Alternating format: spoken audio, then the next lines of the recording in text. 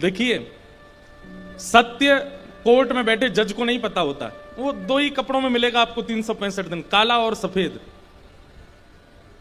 श्रृंगार करके जज नहीं बैठता, श्रृंगार करके राधा रमण जी बैठते हैं, श्रृंगार करके राधा वल्लभ जी बैठते हैं, श्रृंगार करके कुंज बिहारी लाल बैठते हैं, श्रृंगार करके हमारे ठाकुर गिरधर लाल बैठते हैं। अरे उनके श्रृंगार का थोड़ा तो मान करो। ये तो वही बात हो गई कि दुल्हा बना कोई पहली बार और जैसी घोड़ी पर बैठा आप उसके पास गए, सब तो नाच रहे थे लेकिन आप जाके भैया मेरी बात सुनो, मेरी बात सुनो। उसने नीचे कान की घोड़ी पर बैठा बेचारा, क्या बात है, मुझे 5 लाख रुपए की जरूरत है, दे दोगे थोड़े से? अरे भाई अभी तो तू देख ले, मैं कहा दुल्हा बना बैठा हूं, तू मुझसे 5 लाख रुपए की याचना करता है।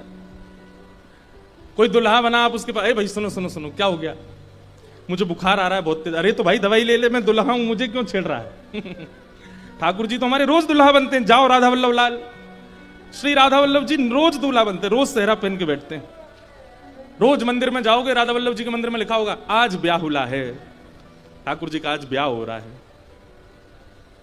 और आप क्या कह रहे हो, हे नाथ मेरी कॉर्पोरेट में जॉब लगी, मेरे को मजा नहीं आ रहा उसमें, कुछ और मेरे को करवा दो। ठाकुर जी कहेंगे बावड़े हम दुल्हा बने बैठे हैं, तेरी तू जॉब की बता रहा अपनी हमको।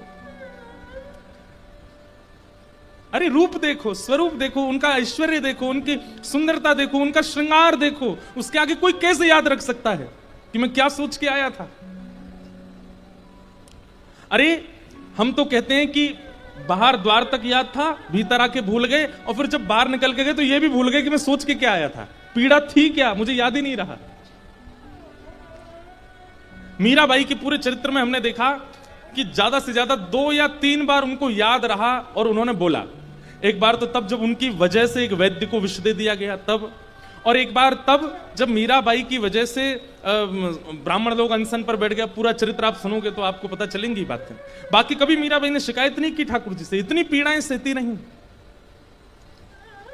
क्यों? क्योंकि वो सत्य मानती हैं, वो जानती हैं कि इनको सब पता है, वो जानती हैं कि ये सब जानते हैं। तो भगवत दर्शन में सबसे पहले नजरिया कैसा होना चाहिए? सत्य का। हमारी बात मान लीजिए, हम तो कथाएं कहते रहते हैं और चीख चीख के सब जगह बता के जाते हैं, मानना ना मानना, करना ना करना आपके ऊपर है।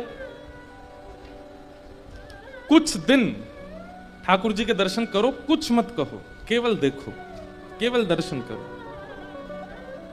आप अनुभव करेंगे कि सब अपने आप व्यवस्थित हो जाएगा, क्योंकि ठाकुर जी को पता है कि आपको उन पर विश्वास है। सत्य सबसे पहला। दूसरा,